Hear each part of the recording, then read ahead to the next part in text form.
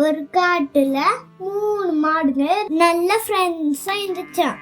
அவங்க எப்பயுமே அந்த காட்டுல டெய்லியும் புல்லுங்களெல்லாம் சாப்பிட்டுட்டு இருப்பாங்களாம். ஒரு நாள் தூரத்துல இருந்து ஒரு புலி அவங்கள கண்காணிச்சுட்டே இருந்துச்சான். எப்படியாச்சும் இந்த மாடுங்களை சாப்பிட்டுடணும்னு நினைச்சிட்டான். ஒரு நாள் திடீர்னு அந்த மாடுங்களை தாக்க ஆரம்பிச்சுட்டான். ஒரு திசையில அந்த மாடுங்களா போயிடுச்சான். அதுல ஒரு மாடு மட்டும் புலிகிட்ட போய் மாட்டிக்கிச்சான்.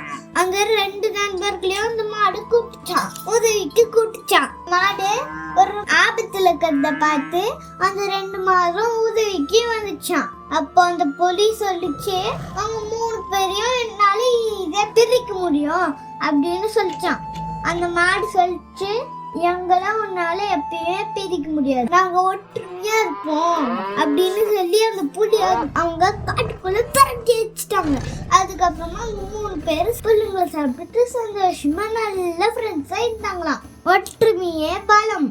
உங்களுக்கு அடுத்து என்ன கருத்தை வேணும்னு கமெண்ட்ல சொல்லுங்க.